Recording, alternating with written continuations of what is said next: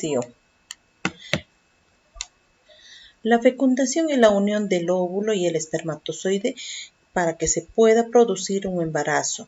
En la especie humana, la fecundación es interna, es decir, tiene lugar en el interior del cuerpo de la mujer, en concreto con las trompas de falopio, y está en la denominada fecundación natural o in vivo.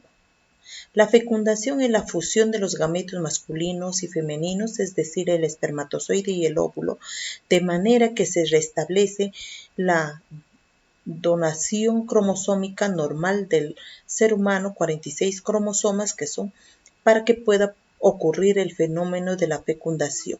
El hombre puede eyacular en el interior de la vagina de la mujer.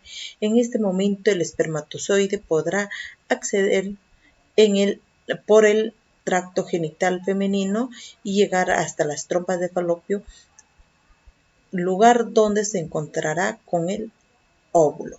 Una vez que el espermatozoide llega a la trompa, después del coito, solamente podrá encontrarse con el óvulo y la mujer se encuentra en los días fértiles. Si ha ovulado, en ese caso el espermatozoide se colocará alrededor del óvulo e intentará fecundarlo.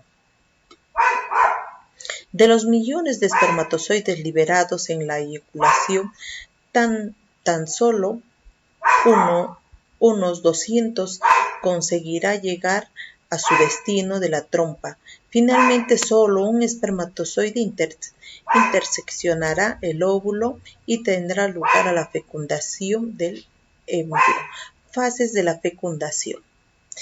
La primera es penetración de la corona radiata. En este proceso la fecundación se inicia con la penetración del espermatozoide a través de la capa de la célula que rodea el óvulo, la corona radiata.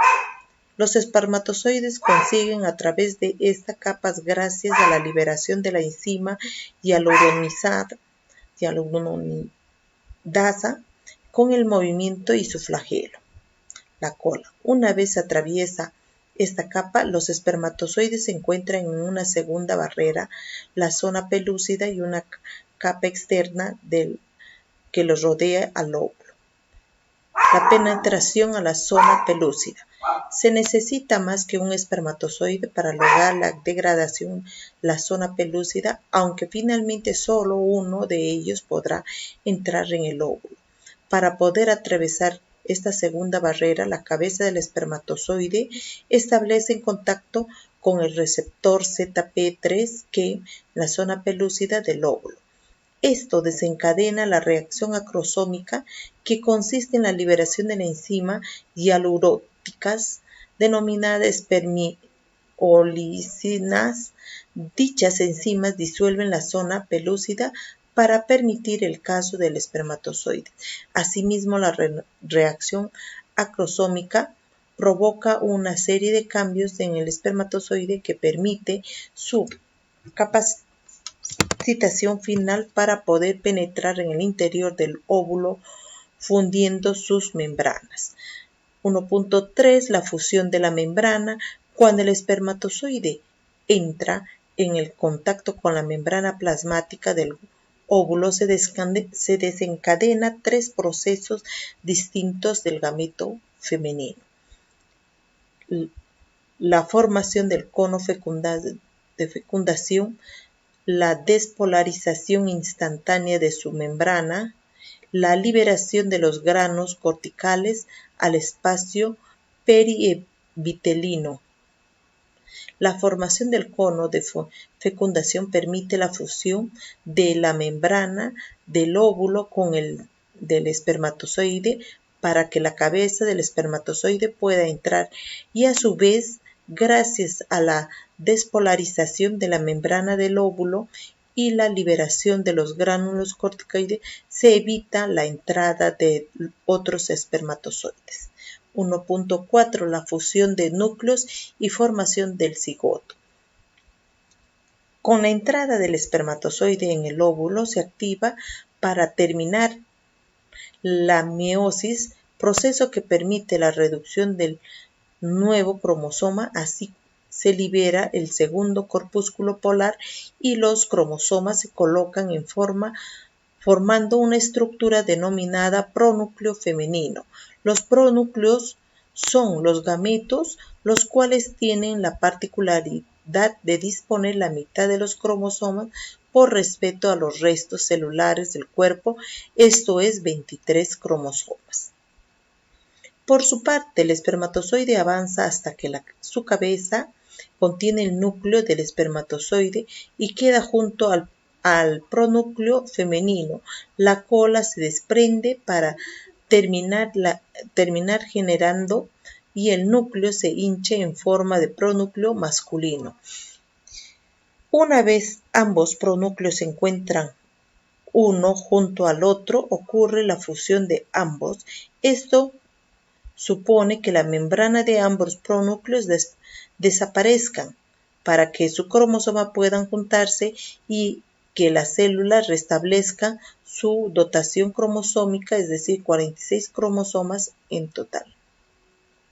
Todo este proceso de la fecundación culmina con la formación del cigoto humano, primera célula del organismo, fruto de la unión del huevo y del óvulo y el espermatozoide. Además de esto, la fecundación queda establecido si el futuro bebé será un niño o una niña en función de sus cromosomas sexuales. Cigoto masculino, sus cromosomas sexuales XY y en el futuro bebé será un niño. Cigoto femenino, si el cromosoma sexual son XX y el futuro será una niña. El óvulo siempre es portador del cromosoma X. Por lo tanto, el sexo del embrión se definirá según el espermatozoide es portador de un cromosoma X o un cromosoma Y, aunque hemos visto que cada una de las etapas de la fecundación de forma detenida en las siguientes imágenes puede ser un esquema de proceso completo. Pasamos a la segmentación. La segmentación consiste en la división mitótica repetida del cigoto que comporta un rápido aumento de número de células. Estas células embrionarias o blastómeros se hacen más pequeñas con cada división de segmentación. En primer lugar, el cigoto se divide en 2 blastómeros, que a continuación se hace en 4 blastómeros y así sucesivamente. La segmentación suele ocurrir cuando el cigoto se desplaza a lo largo de la trompa hacia el útero. La división del cigoto blastómero comienza unas 30 horas después de la fecundación. Cuando existe entre 12 a 32 blastómeros, se compacta el ser humano en desarrollo y se designa como mórula. La mórula o blastocisto.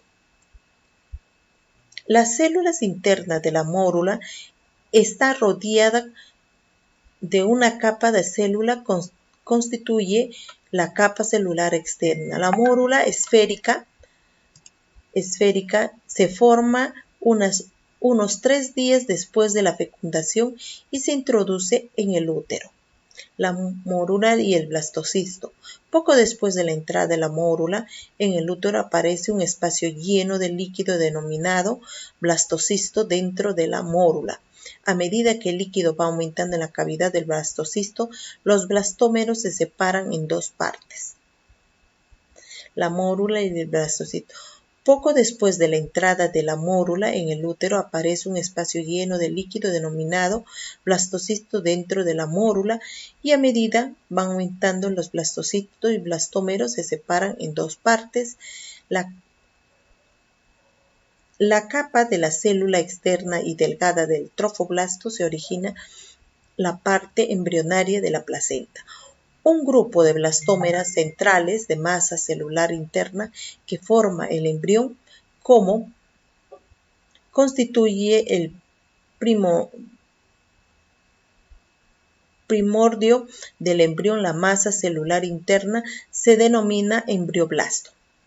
El blastocisto Durante esta etapa de desarrollo blastogenia, el producto de la concepción se conoce como blastocisto. Este embrión flota en el útero obteniendo nutrientes de la secreción de las glándulas uterinas. Unos 6 días después de la fecundación, día 20 del ciclo menstrual del 28 días, el blastocito se adhiere al epitelio endometrial, por lo general cerca de su polo embrionario, en cuanto se ha fijado dicho epitelio. El trofoblasto comienza a proliferar con rapidez y se transforma gradualmente en 2 capas, una capa interna, el citotrofoblasto, y una masa externa, el sincitión trofoblasto. Después de alrededor de 6 días, el proceso de filiformes sincitiotrofoblasto se extiende a través del epitelio endometrial e invade el tejido conjuntivo. Que acá lo vemos que esto va a suceder así, que llega, ¿no? La mórula, blastocisto y en la pared posterior. Ahora vamos a avanzar la implantación. Al final de la primera semana, el blastocisto se ha implantado en la superficie de la capa compacta del endometrio y se alimenta de los tejidos erosionados. El sincitio trofoblasto es una gran capacidad invasiva, crece gran rapidez en la zona y adhiere al embrioblasto, que se denomina embrionario. El sincitio trofoblasto produce una enzima erosión de tejidos maternos, permitiendo al blastocito introducirse en el endometrio. El lugar de la implantación es la mayor parte de los casos del endometrio uterino en la parte superior del cuerpo del útero y con una frecuencia ligeramente mayor de la pared posterior que en la anterior.